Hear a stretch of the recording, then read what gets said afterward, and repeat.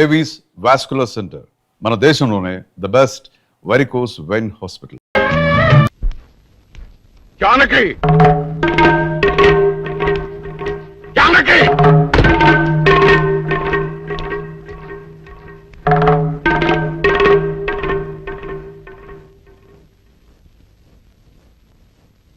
ఇప్పుడు నీ కళ్ళు చల్లబడ్డాయా? నీకు తృప్తిగా ఉందా?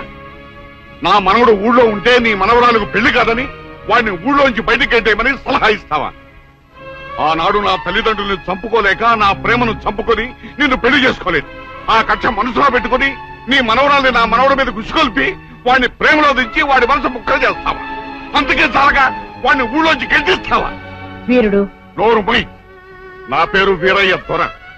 పెళ్లి పెటాకులు కాని నీకు, పిల్లా జల్లాలేని నీకు కడుపు తీపి గురించి ఏం తెలుసు? నా మనవడు ఇప్పుడు ఎక్కడున్నాడో ఏమయ్యాడో తెలియటం లేదు. 4 రోజుల లోపల వాడు ఊళ్ళో కనుక రాకపోతే నేను రాక్షసుడు అయిపోతాను. ఈ అవమానం భరించలేక వాడేదైనా అఘాయిత్యానికి పాలు పెడితే అందుకు కారణమైన ఏ ఒక్కరూ ప్రాణాలతో ఉండరు. జాగ్రత్త.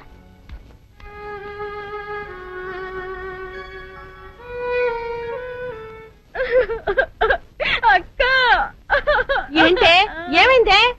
సీని బాబుని ఊళ్ళో నుంచి ఎల్లగొట్టారక్క. ఆ విషయము నేను విన్నాను. అంత మాత్రం దానికి ఏడుస్తూ కూకోవాలంటే ఎరిమోహమా? సీనుబాబు 4 రోజులు ఊర్లో లేకపోవడం మనకే మంచిది. ఊర్లో ఉన్నాడనుకో లటుక్కున ఏదో ఒక రోజు జానకమ్మ మనవరాలి మెల్లో తాళి కట్టేస్తాడు. ఇప్పుడు అసలు భయమే లేదు. ఒకవేళ 4 రోజుల తర్వాత తిరిగి రాకపోతే ఉలిపై పట్టేం కాదు. రాకెక్కడికి పోతాడు? నువ్వు ఏడుస్తూ కూకోమాక. మంచి ఇప్పుడు దొరల వంశం.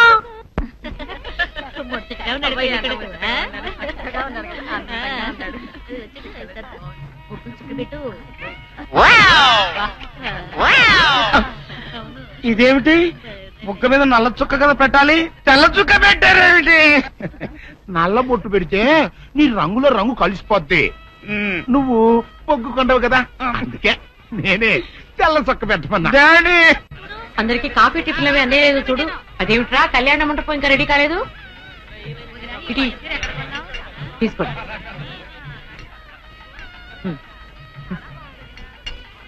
ఎంతైనా జానకమ్మే దగ్గరుండి అన్ని పనులు స్వయంగా చూసుకుంటది. మరి నన్ను ఏం చేయమంటారు చెప్పండి? నాదేమో 6 దిక్కులని కొంపైపోయింది. మన ఇంట్లో పనులు మనం చేసుకుంటే తప్పే ఉందండి. ఏంటో ఆ సీనుబాబు గుళ్ళో గొడవ చేయకుండా ఉంటే ఈ ముహూర్తానికి మా పిల్ల పెళ్లి కూడా అయిండేది. ఈ ముహూర్తానికి ఎందుకులేండి, మాది అసలే దొరల వంశం. పొట్లకేం కాదు. అమ్మా సుందరి, అమ్మా సుందరి. ఏంటమ్మా ఏమైంది? ఏమోనండి, ఉన్నట్టుండి కళ్ళు తిరిగి పడిపోయింది. సుందరి, ఇదిగో డాక్టర్ గారు రండి. రండి, పాపం ఉన్నట్టుండి పిల్ల కింద పడిపోయిందండి. ఏం చూడండి.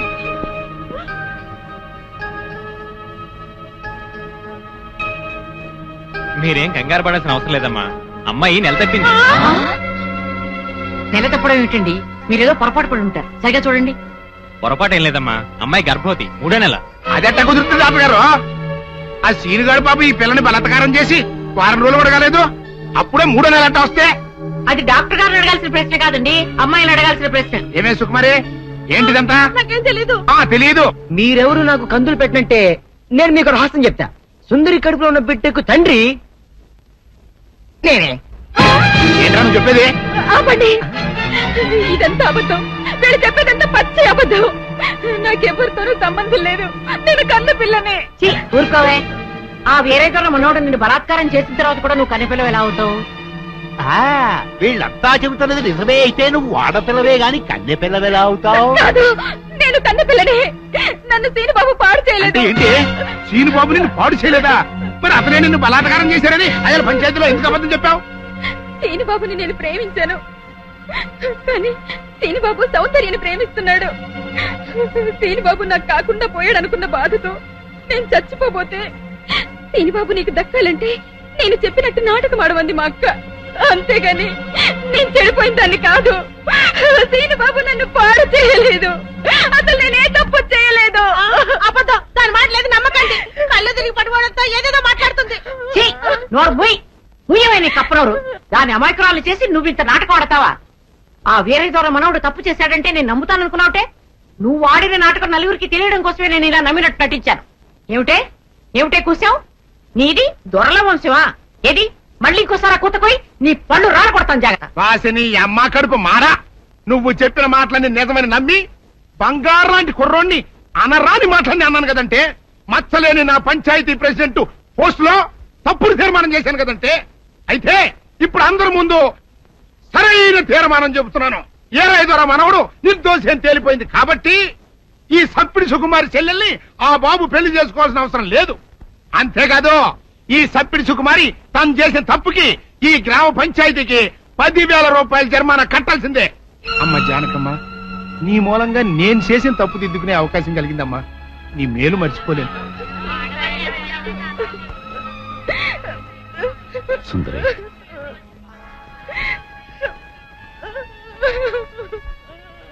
నిజమేంటో అందరికీ తెలిసిపోయింది. ఇంకా ఎందుకు బాధపడతాం? ఊరుకో. సౌందర్య, నేను విన్నదంతా నిజమేనా? అవునమ్మా, అది చెబుదామని వచ్చాను. పిచ్చి తల్లి, సీను నా కళ్ళ ముందు పుట్టి పెరిగిన బిడ్డమ్మా. అతను ఎలాంటివాడో నాకు బాగా తెలుసు. అందుకే నువ్వు సీనుని ప్రేమిస్తున్నావంటే నేనెంతో సంతోషించాను, ప్రోత్సహించాను కూడా. సీను నిర్దోషిని రుజువయ్యే వరకు అతని ఊళ్ళో ఉండకూడదు. ఉంటే సుందరికి సీనుకి పెళ్లి జరిగిపోతుంది. అలా జరగకుండా ఉండాలని సీను నీ ఊరి నుంచి బహిష్కరించేలా చేశాను. పాపిష్టిదాన్ని, నా సీనుని ఎంతో బాధ పెట్టాను. ఇప్పుడు ఎక్కడున్నాడో, ఏమైపోయాడో, ఎలాగైనా వెతికి పట్టుకుంటాను. ఎక్కడని వెతుకుతావు? అవును, ఎక్కడని వెతుకుతాను? పిచ్చి పిల్ల, నువ్వెక్కడా వెతకనవసరం లేదు. నేనే సీనుని రప్పించాను. నిజంగానే నానత్త? మోహన్ చూడరా. సీను, సీను,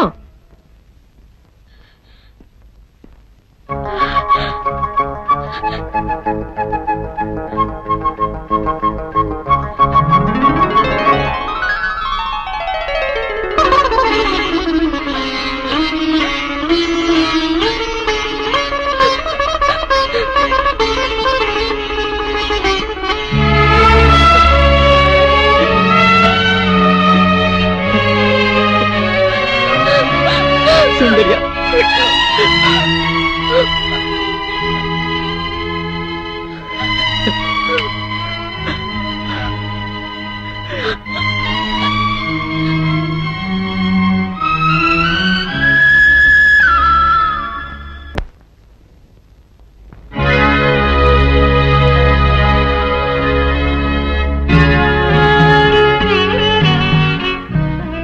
జానకి, చచ్చా, ఏమిటో ఇది? ఊరంతా వెలివేసిన నా మనవణ్ణి నువ్వు ఒక్కదానివి వెనకేసుకొచ్చావని తెలియక నేను నానా మాట్లాడినాను, నన్ను క్షమించు అంటావు, అంతే కదా? నిన్నిప్పుడేమిటి, 40 సంవత్సరాల క్రితమే క్షమించాను. వీరుడు, ఆ రోజు నేను పంచాయతీలో అలా ఎందుకు మాట్లాడానో చెప్పాలని నీ తోటకొచ్చాను. నువ్వు నా మొహం కూడా చూడకుండా వెళ్ళిపోయావు. సరేలే, ఇప్పుడు అవన్నీ ఎందుకని పెద్దిరాజుతో చెప్పి ముందు ఆ పెళ్లి ఆపాలి. అదే ముహూర్తానికి సీను సౌందర్యాల పెళ్లి జరిపించాలి. పెద్దిరాజు ఆ పెళ్ళాపడానికి ఒప్పుకుంటాడంటావా? పెద్దిరాజు చాలా పెద్ద మనసు కలవాడు. మనం వెళ్లి సీను సౌందర్యాల ప్రేమ గురించి చెప్తే తప్పకుండా ఒప్పుకుంటాడు. పద, వెళ్దాం పద. అవునమ్మా, నాది పెద్ద మనసే, నేను కాదన్ను. నేను అతి మంచోండి, అది కాదన్ను. అట్టా అని చెప్పి నా కొడుకు పెళ్లి పేట్ల మీదే ఆపు చేసే అంత పెద్ద మనసు నాకు లేదమ్మా. ఇంకా పెద్ద మనిషి అనిపించుకోవడం కోసం నా కొడుకు బతుకు బజారు పాలు చేసేంత చిన్న మనిషిని కూడా కాదు. ఇంకా మీరు వెళ్ళండి. అది కాదు పెద్దిరాజు, నా మనవరాలు వీరయ్యదుల మనవడు ప్రేమించుకున్నారు. మరి ఆయన మనవాడిని ప్రేమించిన పిల్ల అయితే నా కొడుకుని పెళ్లి చేసుకోవడానికి అట్ట ఒప్పుకుందండి. అందరితో పాటు నా మనవరాలు కూడా సీనును అపార్థం చేసుకుంది. తన ప్రేమ విఫలమైందన్న ఉక్రోషంతోనే మీ అబ్బాయితో పెళ్లి కొప్పుకుంది. సీను నిరపరాధిని నిరూపించడం కోసమే నేను కూడా ఇంతవరకు ఆగవలసి వచ్చింది. అంటే మీ పిల్లల ప్రేమ కోసం నా బతుకుని భాగంగా పెడతారన్నమాట.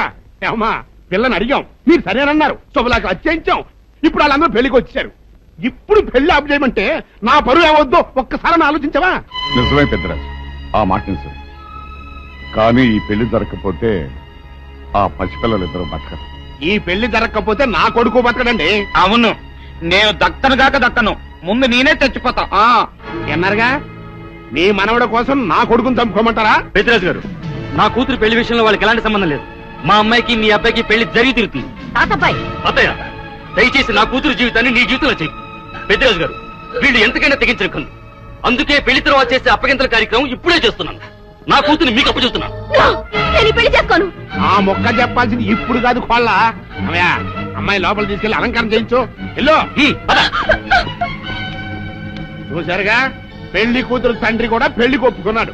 మంచి మనసుంటే ఉండి 2 అత్యంతలు వేసేయాలండి, లేకపోతే దయచేయండి. And for more videos, Please subscribe to iDream. Please subscribe to iDream. Please subscribe iDream. And please subscribe to iDream. For more videos, subscribe to iDream. please like, share and subscribe to the channel. Congratulations, iDream. Subscribe to iDream. Subscribe to iDream. So subscribe to iDream Media. iDream కి iDream team అందరికి huge congratulations. Please subscribe iDream Media. Please subscribe to iDream. Subscribe iDream. Please subscribe to iDream. iDream అంటే నా కళల channel subscribe చేసుకున్న నోరు తిరుగుతలేదు. మీరైతే గంట గుర్తు కొట్టండి. For more such videos, please subscribe to iDream. Subscribe to iDream. Please subscribe to iDream. Please subscribe iDream Media. Please do subscribe to iDream.